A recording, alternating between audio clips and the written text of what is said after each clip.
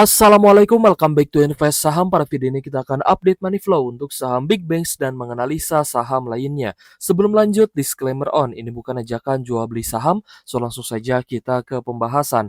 Jadi hari ini IHSG mengalami kenaikan 0,7% di level 7.537 dengan adanya net buy asing di market reguler, yaitu sebesar 278 miliar. Tapi di market tuna dan negosiasi ternyata ada net sell 352 miliar. Sehingga untuk all marketnya ada sedikit net sell ya, 74 miliar rupiah. Lalu kita cek untuk kurs rupiah, ternyata hari ini rupiah kita juga mengalami sedikit pelemahan ya, 0,18% di level 16.456 rupiah per 1 US dollar ya.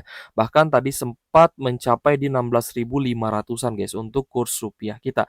Jadi wajar guys ya untuk market tuna dan negosiasi hari ini malah ada net sell dari investor asing. Oke guys, sebelum kita membahas ya saham-saham big banks yang juga hari ini kita lihat ya ada net sell ya di beberapa saham big banks, kita akan analisa terlebih dahulu saham yang pergerakannya lebih menarik dibandingkan saham big banks. Yang pertama adalah saham Telkom, di mana Telkom hari ini mengalami kenaikan 3,4%, close di Rp2.980 per saham. Kita lihat ada akumulasi ya hari ini, terutama dari investor asing. Ada AKZ, PSSRX, dan juga BK. Kita cek untuk saham Telkom, hari ini net buy-nya sih lumayan besar ya, 148 miliar, dan ini melanjutkan akumulasi terutama di bulan Juli lalu ya guys ya. Dimana di 1 bulan terakhir asing terus mencatatkan net buy untuk saham Telkom, sehingga kalau misal kita perhatikan memang ada potensi Telkom bisa rebound ya. Tapi tetap teman-teman yang mungkin masih hold ya dan juga masih floating loss, teman-teman harus ya pintar-pintar dalam mencari peluang untuk entry buy dan averaging down. Karena semakin cepat ya average teman-teman turun, maka ketika harga saham naik, teman-teman average-nya nanti akan terjemput sehingga yang tadinya floating loss minus ya guys ya menjadi profit. Nah, itu yang kita harapkan ya dari investasi yang kita jalankan ya, averaging down yang juga kita lakukan ya, karena tentunya averaging down itu menggunakan uang kita ya, bukan menggunakan daun seperti itu. Jadi tetap ada pengorbanan nih kalau misalkan teman-teman mau averaging down ya pasti harus penuh dengan keyakinan bahwa suatu saat harga sahamnya akan rebound lagi. Tapi yang bisa menguatkan keyakinan kita ya saham bisa rebound lagi adalah kalau untuk saya pribadi itu akumulasi. Kalau akumulasi apalagi untuk saham big caps ya, apalagi akumulasi asingnya mulai terlihat, maka di sana saya akan lebih yakin lagi untuk masuk. Ya untuk averaging down, memasukkan modal yang lebih besar dan berharap ya ketika nanti harga naik kita bisa cuan dan take profit. Jadi keyakinan terbesar ya yang bisa saya lihat dari sebuah saham adalah dari akumulasi. Meskipun harga sahamnya dia masih cenderung sideways ya di harga bawah, tapi akumulasi asingnya mulai terlihat, maka biasanya saya akan memberanikan diri untuk entry buy seperti itu. So semoga teman-teman yang juga ya sudah entry di Telkom ya di harga bawah kemarin, ini dalam posisi cuan dan tentunya teman-teman tinggal mencari target untuk take profit saja. Kalau misal kita lihat dari zona sideways di area low-nya, ini sudah naik sekitar ya 29% lah ya, lumayan guys. Tapi kalau misal kita lihat dari area terendahnya yaitu di 2000-an, maka teman-teman setidaknya sudah cuan di atas 40%, itu 45% ya ini kenaikannya. Sehingga teman-teman tinggal cari ini saja, apa target untuk take profit saja, itu sangat mudah ya. Kapanpun teman-teman jual, mau jual sebagian ataupun jual semuanya ya tidak masalah.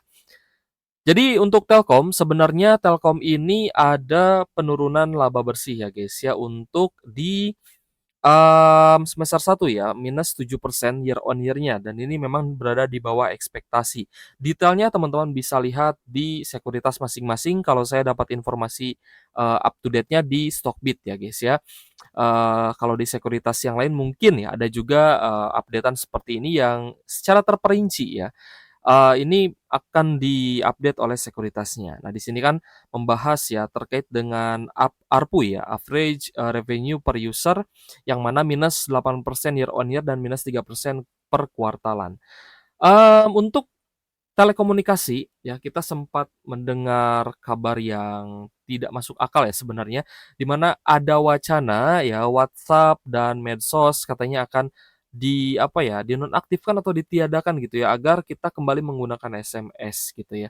Nah, ini kan sebenarnya kemunduran ya, kemunduran. Negara lain berlomba-lomba ya, untuk supaya teknologinya maju ya, guys, ya, berlomba-lomba mengembangkan AI, kita malah mundur ke SMS dan yang lainnya. Itu saya rasa tidak masuk akal ya, guys, ya. Oke guys, kita beralih ke saham Raja. Nah, Raja hari ini juga mengalami kenaikan 10,3% di level Rp2.880 per saham.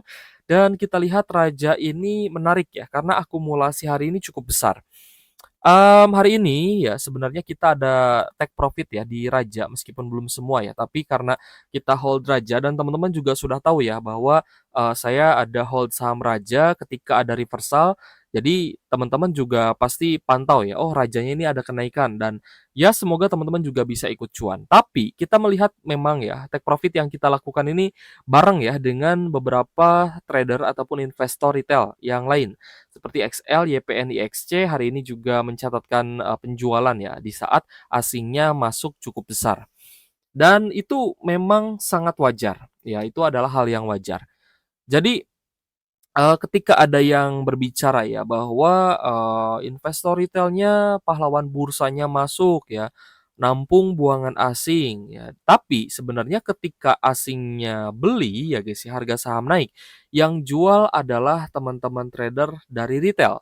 Ya kebanyakan retail ataupun domestik yang jual ketika asing masuk dan itu tidak masalah gitu ya, karena posisinya kita cuan. Jadi untuk Raja, hari ini net buy di 107 miliar. Jadi teman-teman juga bisa lihat di sini, kita masuk ya ketika, mulai naik lagi ya dari zona sideways ya di sekitar MA50 ya di sini kita mulai entry ya guys ya, sekitar 2.340 sampai di 2.500-an. Karena akumulasinya mulai terlihat, guys. Nah, akumulasinya mulai terlihat di sini ya, sehingga kita tinggal hold saja ketika kita entry di harga yang cukup murah ya, atau, ketika ada tanda reversal, ya itu berarti alarm terakhir ya untuk kita bisa tambah muatan dan, agar ideal lah ya porsi yang kita punya. Jadi hari ini berhasil breakout di atas MA 150, teman-teman yang masih hold saham Raja, bisa lanjut hold ya sampai di hari Senin, semoga ada, kenaikan lanjutan.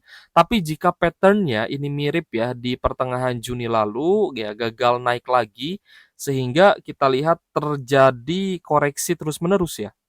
Meskipun mungkin koreksinya tidak terlalu besar ya, 0, sekian persen, 1%, 2%, tapi itu artinya ya saham Rajanya sulit untuk naik.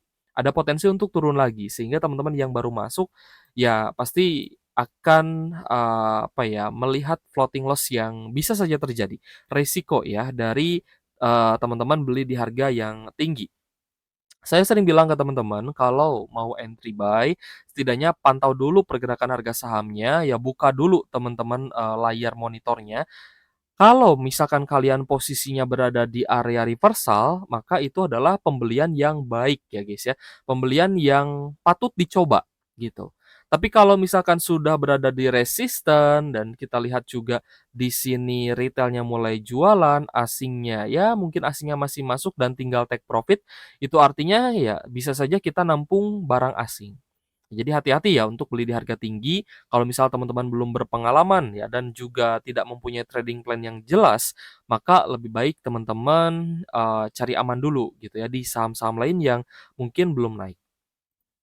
Oke guys, kita bahas juga NCKL. Kemarin kita bahas NCKL, labanya naik ya guys ya. Kemarin, teman-teman ingat ya, kita bahas NCKL, itu ada kenaikan laba bersih secara year on year ya pada kuartal 2 2025 ini.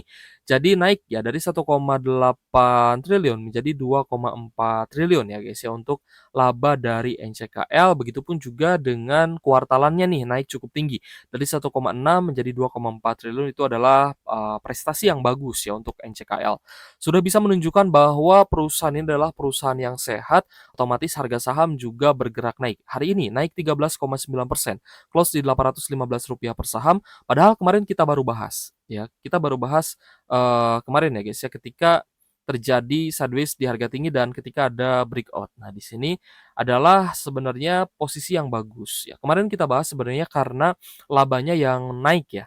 Tapi ternyata hari ini benar-benar diapresiasi. Berarti kan analisa fundamental itu berhubungan dengan teknikal. Meskipun terkadang ya secara teknikal juga tidak ada hubungannya dengan fundamental. Maksudnya gimana? Nanti kita akan bahas lebih dalam guys ya. Tapi kalau misal teman-teman ada pertanyaan, silahkan tulis kolom komentar. Kita akan bahas besok ya guys ya. Ketika weekend ya, ketika teman-teman santai, liburan ya, kita akan bahas pertanyaan teman-teman. Oke, jadi untuk NCKL akumulasinya bagus terutama dari BKCC ya guys ya sebagai top buyer dan kita cek untuk NCKL net buy hari ini 21,8 miliar ya. Meskipun kita lihat memang angkanya tidak terlalu besar tapi untuk NCKL ini lumayan. Ya karena beberapa waktu lalu akumulasi atau net buy-nya ini hanya sekitar 3 sampai 4 miliar saja. Ya jadi akumulasi hari ini net buy 21,8 miliar ini bagus sebenarnya untuk NCKL. Kita lanjut ke SCMA guys. Untuk SCMA hari ini ada kenaikan ya 14,5%, close di Rp212 per sahamnya. Kita lihat hari ini ada volume breakout dan akumulasi dari asing. Hari ini XC ya ternyata sebagai top buyer, tapi ada asingnya juga, ada YP, CD dan CC ya. Kita cek untuk SCMA. SCMA hari ini net buy di 19,7 miliar guys ya, cukup oke karena ini net buy yang besar untuk SCMA, tidak lepas dari fundamentalnya yang bagus ya, di mana labanya secara year on year juga naik dari 137 miliar menjadi 167 miliar, secara kuartalan juga naik dari 154 miliar menjadi 167 miliar. Untuk aspek lainnya ya silahkan teman-teman pantau ya guys ya, karena kita lebih fokus ke kinerja saham ya, karena yang kita cari juga sebenarnya adalah capital gain. Oke lah, kita bisa mendapatkan dividen ya 7%, 8%, tapi ya setiap area swing low menawarkan cuan capital gain yang lebih besar. Contohnya gimana Kak? Contohnya ya waktu itu kita ambil di sini guys ya setelah pembagian dividen ya, karena kita jarang ambil dividen ya untuk saham yang memang tidak untuk hold jangka panjang ya. Misalkan kita ambil waktu itu di sekitar 120 sampai di 130 guys ya. Ketika ada tanda reversal kita ambil, ya maka area low ini menawarkan potensi profit yang besar. Ini kan teman-teman bisa lihat ya, potensi gainnya di 86% sampai di 90%. Tergantung teman-teman take profit di mana, setidaknya teman-teman dapat cuan di atas 50%. Itu sudah berapa kali lipat dari dividen ya guys ya. Dividen misalkan 6%, 7% ya. Kalau misal teman-teman dapat 50% itu kan sangat jauh lebih tinggi dibandingkan dividen 7%. Lalu ya muncul lagi swing low ya, di mana kita sempat bahas juga, terlihat ada tanda reversal ya, teman-teman bisa langsung entry saja dan hold. Lalu ya, sampai di kenaikan hari ini, ternyata teman-teman sudah dapat 47%.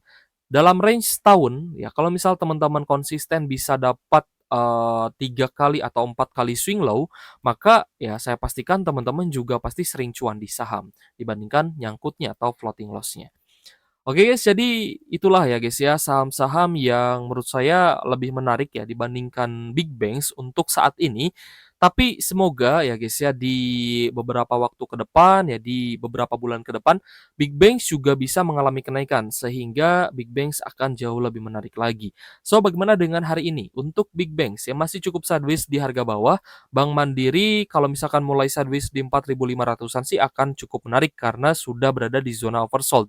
Tinggal kita tunggu saja untuk reversalnya. Ini khusus untuk teman-teman yang mau re-entry atau kemarin sudah take profit mau cari area untuk akumulasi kembali ya untuk entry buy lagi, maka kita tunggu fase sideways di zona oversold dan tanda-tanda technical rebound. Tapi sejauh ini ternyata masih ada distribusi ya, sehingga kalau misal kita lihat Bank Mandiri masih ada potensi untuk turun. Hari ini bahkan net sell di 130 miliar untuk Bank Mandiri. Sebenarnya lebih rendah dibandingkan net sell kemarin, tapi overall market memang asingnya masih cenderung jualan untuk big banks. Sehingga kita masih menunggu ya guys ya area terbaik untuk masuk lagi di saham Bank Mandiri. Lanjut ke BBNI. BBNI hari ini juga masih sideways ya, close di harga yang sama di Rp4.010 per saham. Ada distribusi juga dari AKR XCOBK sebagai top seller dan asing juga masih mencatatkan net sell. Jadi asingnya net sell 55,6 miliar untuk BBNI ya. Kita lihat untuk BBNI ini dia masih berada dekat dengan support-nya, sehingga masih layak untuk dipantau dan juga ditunggu ya, atau ini lebih baik wait and see sebenarnya.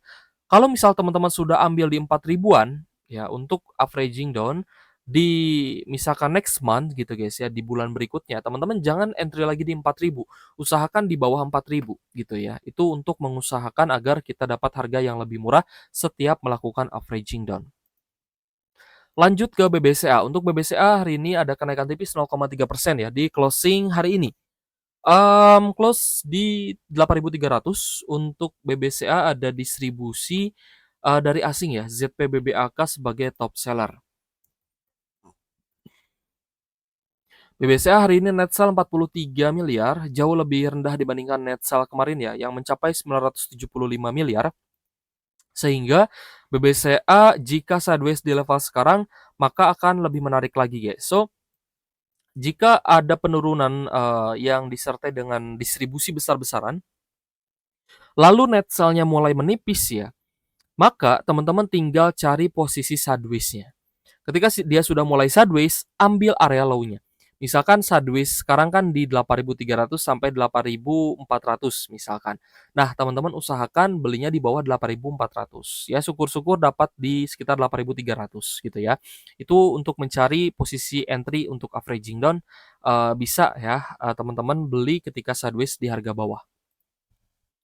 Lanjut ke BBRI. BBRI hari ini ada kenaikan tipis 0,8% di level Rp3.740 per saham. Juga ada tanda sideways ya. Tapi hari ini ada akumulasi meskipun tidak besar ya. Ada AKBK sebagai top buyer hari ini.